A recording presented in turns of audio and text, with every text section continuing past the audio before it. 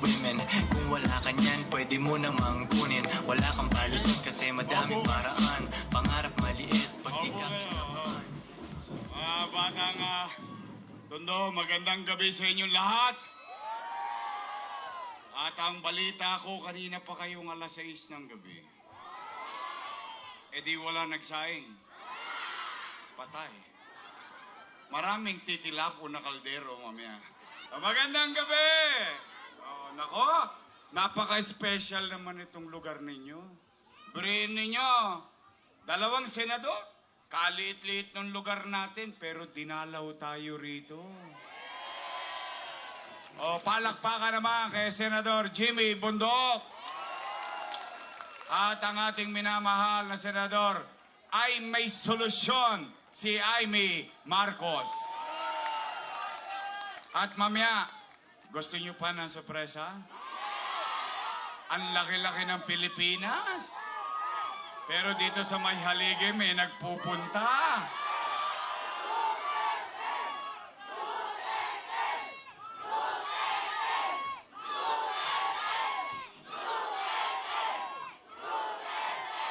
Mukhang may alam kayo sa chismis. Ha? Talagang maraming marites sa Tondo. Lilinisin ko ulit ang lungsod ng Maynila. Pangalawa, Nay, Tay, napapansin nyo ba? Lagi na naman tayong laman ng GMA7 News, ng ABS-CBN News. Gabi-gabi, balita na naman ng Maynila. Kagabi, dito sa distrikto, sa Arpapa. Doon, sa baryo. Saan ka nakakita? Tatayo isang tulongges doon, hawak ng baril, magpapaputok. Ano sila, siga? Ibig sabihin, walang gobyerno. 5-5 snatcher. 5-5 hold-upper ngayon. Paano na yung mga magulang? Papasok yung anak nila sa eskwelahan, anong pakiramdam nila? Baka ma-hold up yung anak nila. Sa akin nakakita sa Arten, tanghaling tapat, bubuksan yung kotse. Tanghaling tapat, aakyatin yung driver ng truck, kukulatain para makuha lang yung cellphone. Asan ang gobyerno ron? Bisita, ako'y magpapaalam na. Muli, maraming salamat sa inyo. Pagpalain nawa kayo ng poong may kapal. Manila! God first at ating salubungin ng mainit na palakpak at sigawan, Vice President Sara Duterte! Maraming salamat po, Yorme, at muli po, salubungin po natin ang isang malakas na palakpakan, ang ating minamahal na ikalawang Pangulo ng Republika ng Pilipinas, Vice President Sara Z.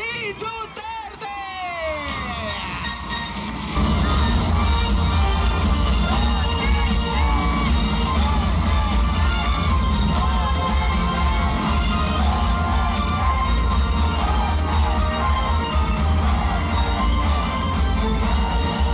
Mga minamahal ko pong batang Maynila, palakpakan po natin ang ating Vice Presidente, Sara Duterte!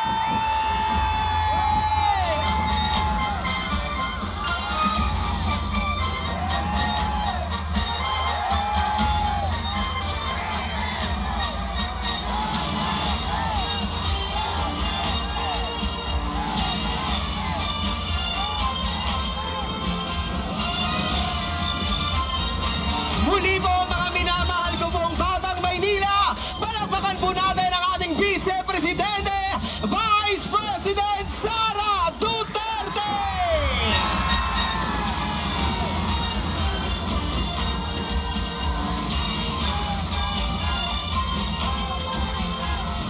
Maaari na po tayong muling magsiupo, mga minamahal ko pong batang Maynila. Muli po, palakpakan po natin Vice President Sara Duterte!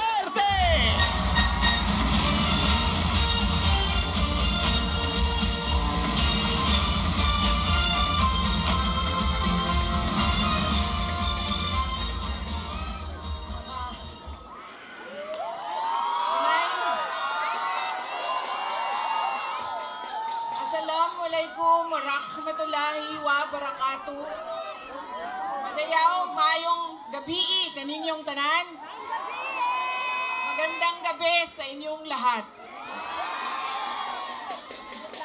Kinsay kasabot dinhi.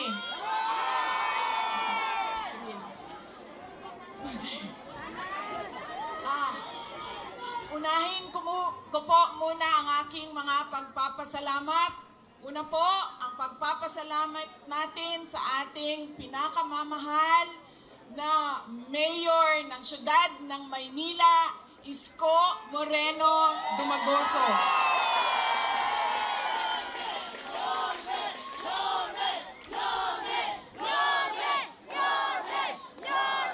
Nagpapasalamat po ako sa kanya dahil ipinahiram niya po ang inyong entablado at ang inyong mikropono para po sa mga senador ng Duterte. Maraming salamat, Mayor.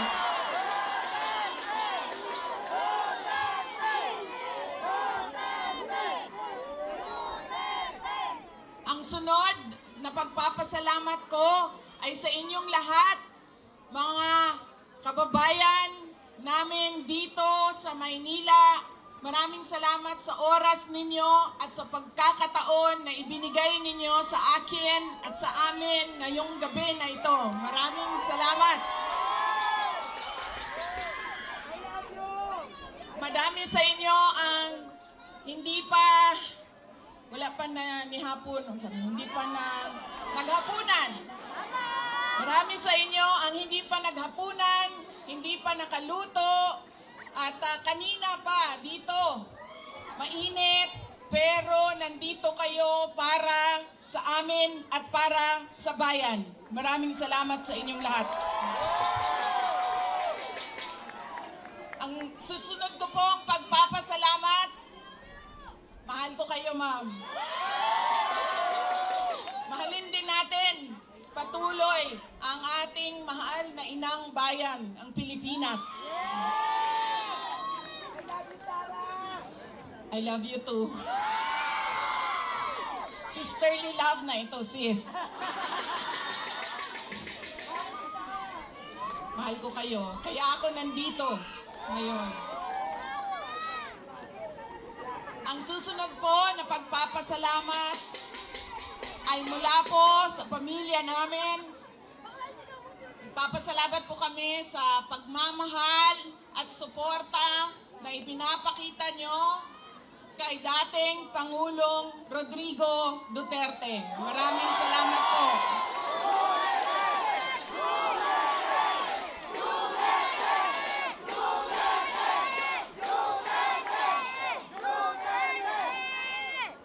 Marami po sa inyo ang nag-celebrate ng kanyang birthday noong March 28, 2025. At kami po ay taus-pusong nagpapasalamat at masaya dahil nakiisa kayo sa kanyang 80th birthday celebration.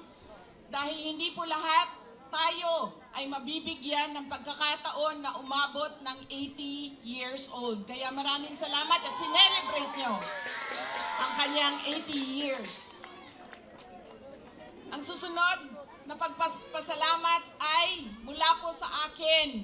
Maraming salamat sa inyong suporta, sa inyong kampanya at sa inyong boto para sa akin noong halalan ng 2022. Maraming salamat sa suporta ninyo. At syempre, ang aking pagpapasalamat pa rin sa patuloy ninyo na pagtitiwala sa akin at sa aking mga kasamahan at sa aming opisina, ang tanggapan ng pangalawang Pangulo ng Pilipinas. Maraming salamat.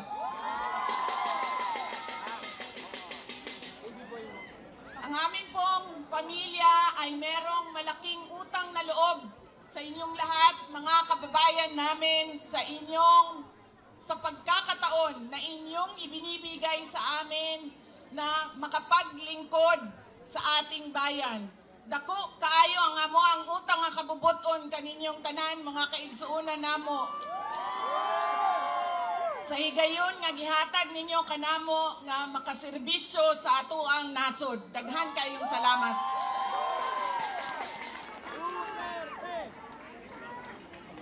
Ang susunod po ay mangangampanya po ako sa inyong lahat. Sandali lang. Tanggalin ko lang po yung seal ng aking opisina. Oo, palitan natin ng seal ng Office of the President.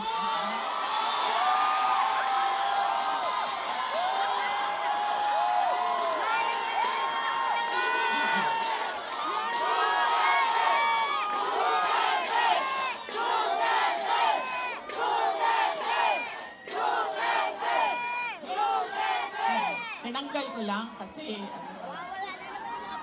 iba kasi yung opisina, iba din yung pangangampanya. Pero kung sa Pangulo lang, pumili na lang kayo. Si Isko Moreno o si Sara Duterte, wala kaming problema.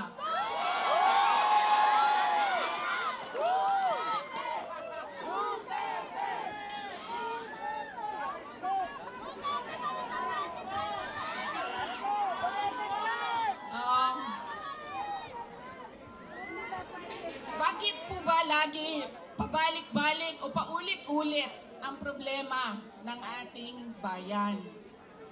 Dahil po, paulit-ulit din yung ugali natin sa pagpili ng ating mga leader. Kung sino yung binoboto natin. Ngayong darating na halalan, marami ang nagtatanong, ano bang pwede naming gawin? Wala naman kaming pera, wala kaming makinarya, ordinaryong tao lang kami na nakatira sa gilid ng daan kung saang subdivision. Pero gusto namin na merong makitang pagbabago sa nangyayari at para sa ating bayan. Una po, ang ugali natin sa pagpili ng ating mga kandidato ay kung sino yung naaalala natin. Sino yung magaling kumanta, sino yung magaling sumayaw, sino yung magaling magpatawa. Yaan nang lagi nating naaalala kapag tayo ay boboto na. Hindi na natin tinatanong, ano ba ang pangako niya noon na siya ay tumatakbo? Tinupad ba niya ang pangako niya?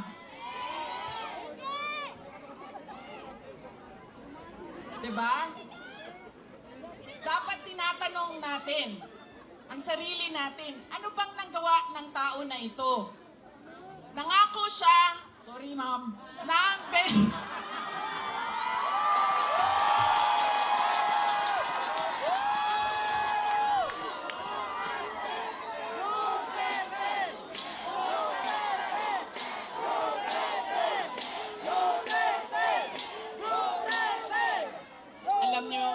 alam nyo, paano ko ba sabihin ito?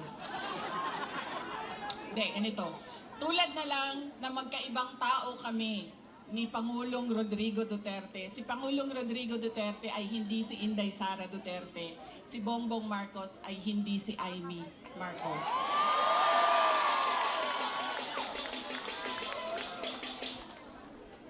Ito, hindi na ako nagpaalam sa'yo. Sasabihin ko na, nga naman, sige manig. Tanggalin na lang natin ito. Okay lang sa'yo? Mura siyang matuwan.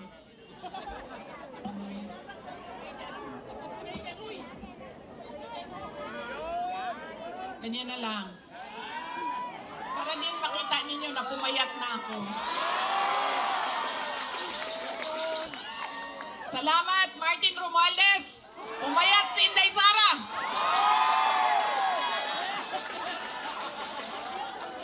Uy, kajog lang ba? Seryoso, seryoso. Mahal ko kayo, ma'am. Ito, hindi na ako nagpaalam kay Senator Amy, ha? Kasi hindi ko naman alam na nandito siya. Noong October 2023, pumunta ako sa kanya. Sabi ko sa kanya, pwede mo ba akong tulungan? Kailangan ko kausapin ang Pangulo. Kasi nakikita ko sa mga plano nila at nabasa ko sa mga plano nila, meron silang ipa-file na impeachment na kaso. So sinamahan niya ako. Ito yung araw bago umalis si dating Pangulong, ay dati na, no, sorry. Si Pangulong Bongbong Marcos. Ito yung... Uy, hindi ko sinadya yun. Hindi ko sinadya yun, ha? Napailan na, kayo lahat, pailan ng sedition. Ay, kayo dyan, may kaso na kayo bukas. Wait lang. So, ito yung araw na paalis siya, papuntang Amerika. Pumunta kami, sinamahan ako ni Senator Amy. Siya yung kumuha ng oras ng schedule para makausap ko si BBM. Noong nandun na kami, binanggit ko sa kanya ang impeachment. Pero hindi yung impeachment ang gusto kong marinig ninyo na kwento ngayong gabi na ito. Doon sa pag-uusap naming tatlo, kaming tatlo lang yun eh, pasensya na silang dalawa. Marites yung nandoon sa harap, nilang dalawa. Nag-uusap kaming tatlo, nabanggit ni BBM ang pag-amenda ng konstitusyon. At sinabi niya na, madami siya sinabi, pero ang gist ng sinabi niya ay, we will just amend. Kasi English man sila pag mag-istorya, no?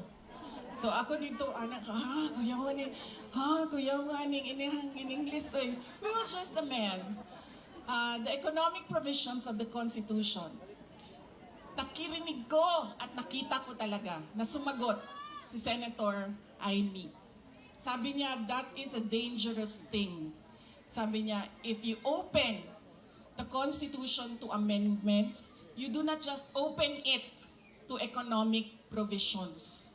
You open it for all amendments of the Constitution. At nagsagutan na silang dalawa sa harap ko dahil sa ating Constitution. Kaya yan ang pruweba ko at proof ko sa inyo na magkaiba na tao. Ibang tao si BBM, ibang tao si Amy Marcos. Okay na ma'am, pwede ka na umalis. Wait lang, sandali. Iboto niyo ba si Amy Marcos? Okay na ma'am, pwede ka na lumipat sa QC. Good na dito. Kalimutan ko na yung sasabihin ko ba. Tatlong paalala. Hindi natin tinitingnan kung ano ba yung mga pangako niya noon. Tumakbo siya noon, may pangako siya. Binigay ba niya? Diba?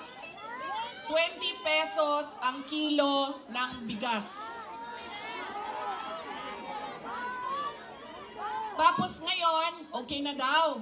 After 3 years, 3 taon ng campaign promise o pangako sa eleksyon, ibibigay ngayon. Pero, ibibigay lang sa Visayas. Para bang hindi kayo nagugutom dito sa syudad ng Maynila. At parang hindi nagkukulang ang pera ninyo pambili ng pagkain. Kaya dapat tinitingnan natin. Sumayaw, oo. Kumanta, oo. Bakit hindi? Pero tinitingnan natin. Ano ba ang pangako? Binigay ba o hindi? Bakit hindi binigay ang pangako? Dahil nagsinungaling? O dahil hindi talaga maibigay? Pa? Yan yung unang.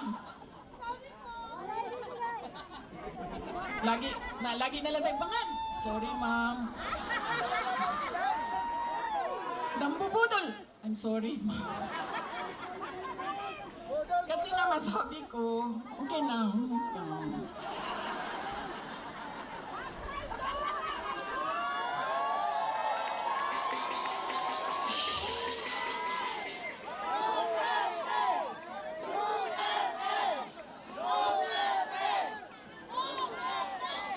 Alam nyo, yung bangag na yan, hindi totoo. hindi naman ako kasi tumawa dahil tinawag siyang bangag. Andun ka din, di ba? Hindi ako, kasi sa Bisaya, ang bangag, di ba? Bangag, bangagan, bangag. Oh. So, pag sinabi mong bangag sa Bisaya, hindi siya adik. Unsa man sa to, akida. Diba? Oo. So, hindi talaga ako natawanan, tinawag siyang bangag. Kasi sa Bisaya, ang bangag ay butas. At saka sa slang, ang bangag is yung private part ng babae. Diba? Bangagan. Ang pinagtawanan ko, dahil ang rally na yon ay kontra sa pag-amyenda ng konstitusyon. Yun yung rally na yon. Tapos nagulat na lang kami na iba na yung napag-usapan doon sa rally. Pero balik tayo sa bangag, ma'am. Alam mo, hindi ito kasali talaga sa speech ko, ma'am. Sinabi sa akin ng partner ng uncle ko na noong hindi pa siya Pangulo, nung senador pa lang siya, ay bumisita sila sa bahay at inalok talaga sila ng droga. Humindi yung wala naman ako sinabi na pangalan. O talaga, alam nyo, may malaki bang kulungan ang Maynila para sa atin lahat? Hindi nila tayo kakayanin ikulong, no? Baka matulad tayo kay President Duterte. Nakulong na. Humindi yung partner noong uncle ko. Kinento nila yan sa akin. Ang buong akala ko naman, kasi matanda na, di ba, may edad na, natututo ka na sa kung anong mga mali na ginagawa ng kabataan mo, ay nagbabago yung tao. Hindi ko alam na yun na nga ang nangyari. Kaya balik tayo sa paalala, tingnan nyo muna. Pagkatapos niyang kumanta, tanungin ninyo ang sarili ninyo. Noon, nakinig ako sa'yo. Ano ang pangako mo? Binigay mo ba? Kaya dapat pinag-iisipan natin kung iboboto natin o hindi yung tao. Pangalawa, ito, walang makakakontra sa akin nito, kahit saan man sa mundo. Hindi dahil galing yan sa malaking pamilya ng mga politiko, ay automatic ang boto ninyo. Hindi dahil anak yan ng Duterte, ay automatic ang boto ninyo. Dapat tinatanong nyo ang sarili ninyo, ano ba ang abilidad at kapasidad ng tao na ito na maglingkod para sa bayan. Isa sa mga problema natin ay ang political dynasty. Pero hindi ipinagbabawal ang kung sino man ang may gusto tumakbo. Kaya nasa atin, nasa mga butante ang pagkilatis. Duterte yan. Anong abilidad niyan?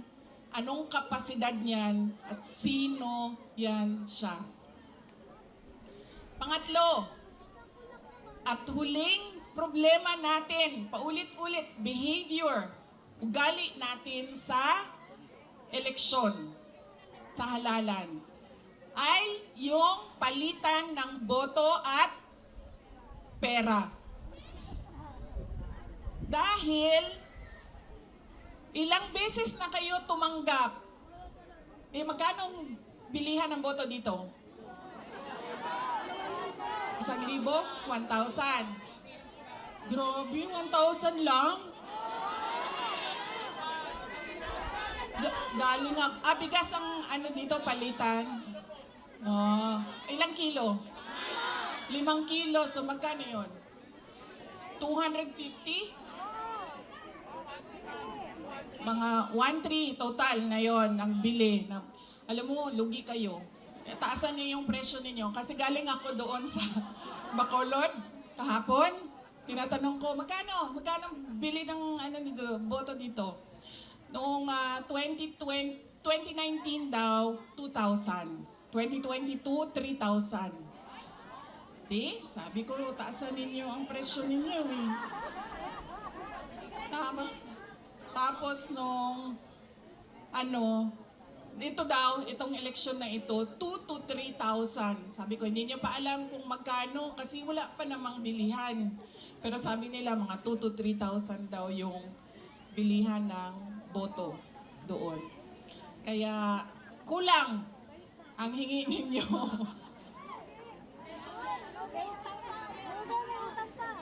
1,300 ang natatanggap ninyo. O hindi pa lahat. Oh. Bakit 1,300? Eh ang akap, magkano ba akap? Di ba 5,000?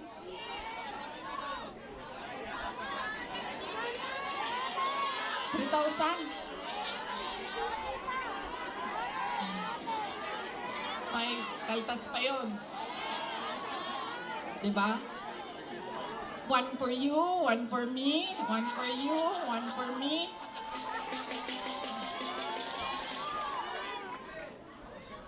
Alam niyo, hindi namin ginagawa yan sa Davao. Alam niyo bakit? Nawawala kasi yung respeto ng tao sa isa't isa. Sabihin ko sa inyo kung bakit mamaya nawawala yung respeto Sana ako. Sa bilihan ng boto. Yan. Ilang eleksyon na kayo tumanggap ng 1,300? Ilang eleksyon na tumatanggap ang mga botante ng Pilipinas ng pera kapalit ng boto nila. Pero bakit mahirap pa rin ang ating bayan? At bakit hirap pa rin kayo bumili ng bigas? Kasi dapat, kung akap yan at galing yan sa gobyerno, tanggapin nyo, pero tanungin nyo naman yung sarili nyo. Ang nagbigay ba nito ay karapat dapat maging leader ng bayan natin? Dahil malamang ipusta ko yung isang paa ko, hindi niya pera yang binigay niya sa inyo. Pera yan ng bayan. So, tanggapin. Dahil tulong yan ng bayan. Huwag matakot kung iba ang iboto. Dahil unang-una, nakatago naman yung boto natin. At pangalawa, kung sino man yung manalo na mayor ninyo, na vice mayor ninyo, na konsehal ninyo, na congressman ninyo, ay may obligasyon na tumulong sa taong bayan. Kaya kung sino man yung nakaupo, magbibigay pa rin yan ng tulong sa inyo. Kaya, yan ang kailangan ninyong isaisip. Hindi dahil sikat ang apelido, automatic ang boto. Hindi dahil may kapalit ang aking boto, ay ibibigay ko na. At, ano yung isa? Check ko lang mo, nakikinig kayo? Ano yung isa? Oh, see? Hindi na nakikinig. Respeto. Nakakawala talaga ng respeto yun, ma'am, pag may palitan ng pera. Yung isa ay, wala naman nakinig sa inyo. Huwag ibenta ang boto. Huwag dahil sikat iboto. Ha? O yun nga, dahil sikat iboto. Ano isa?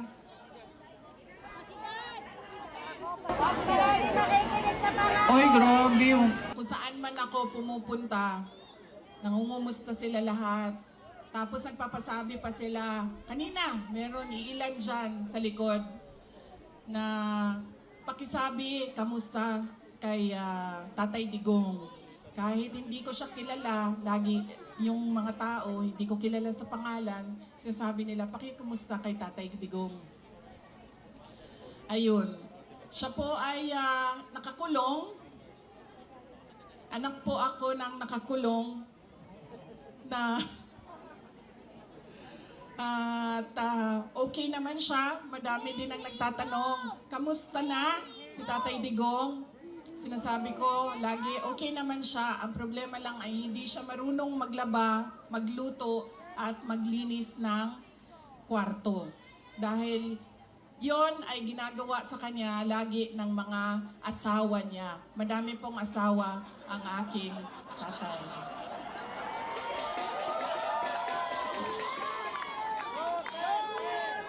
Nakita niyo yun si Kitty? Kitty, yung maganda ko na kapatid. Iba po yung nanay niya. Kasalukuyan po, dalawa yung girlfriend na nandoon, nag-aantay na makalabas si Pangulong Rodrigo Duterte.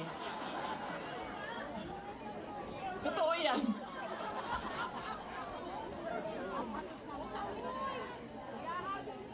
Oh, ma'am,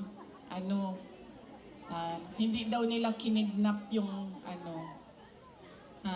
hindi daw nila kinidnap si Pangulong Rodrigo Duterte. Hindi daw kidnap ang tawag doon. Sige, okay na lang. Hindi na kidnap ang tawag doon. Ang tawag doon, ninakaw nyo sa amin. Ninakaw nyo sa amin si Pangulong Rodrigo Duterte. Dahil siya ay propriedad o property ng syudad ng Davao. Dahil siya ay magiging mayor namin doon at kinuha ninyo siya at ninakaw ninyo dito. Pwede na ba yun, ma'am? Hindi daw kidnapping yun eh. Nakawan na lang. Ninakaw ninyo sa amin. Sa mga nangangumusta, ay meron kaming maliit na video presentation sa inyo. Sigurado ka ba, ma'am, na hindi ka aalis? Kaya ako nakakalimot sa mga sasabihin ko eh, kasi nandito ka, ma'am. Ma'am, ang advice ko lang talaga sa iyo sa panahon na ito at sa darating na mga araw ay magpalit ka na po ng apelido, ma'am. Ay, sorry, Romualdez pala ang middle name mo.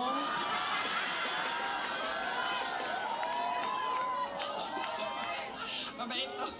Sabi ko nga, matino na tao, si Senator Amy Marcos. Ready na? Ang AVP? Okay. Thank you. Pwera, mag-pesos per kilo na rice. Ngayon lang, in-implement na panahon ng eleksyon. It's, sabi ko nga, too little too late to comply with the campaign promise ngayon.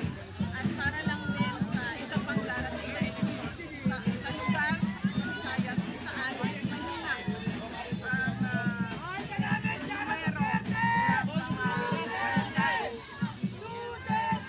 Sinabi nyo, nag-iba yung ugali niya sa kay BBM. Ang elaborate on that. Is your defense po sa ginawa niyong pag-endorse kay Senay? Oo. Kilala ko si Senator Amy since 2012, no? Kilala ko si BBM since 2022 sa kampanya. At alam ko kung paano mag-isip at paano magtrabaho si Senator Amy Marcos. Nakita niyo naman yon, totoo yun. Yung meron siyang solusyon lagi, yung Amy solusyon. Hindi niya pinapabayaan ang problema niya, ang problema ng bayan. Hindi niya pinapabayaan ang mga pangako niya. Nagbibigay siya ng solusyon at nag-iisip siya. Ang tanong po sa mga tao, hindi po ba tayo natakot na mag-ugol ulit sa isang Marcos? Sabi ko nga, magkaiba si Senator Amy Marcos. Ma'am, camera po, ma'am. Tulad na lang rin ng example ko na hindi pareho magkaiba din sa campaign ni Pangulong. Iba din si Inday Sara. Ma'am, yung sa silang po ng Office of the Vice President, parang medyo natuwa tayong mga tao na nabanggit nyo na palitan natin yung Office of the Vice President, the Office of the President. Ma'am, are you more sure now to run for President in 2028? Siguro, kilala na ako ng mga tao ngayon, no? So, dapat siguro mag-distinguish tayo kung ano yung joke Okay. at ano yung hindi joke dahil medyo matagal na rin tayo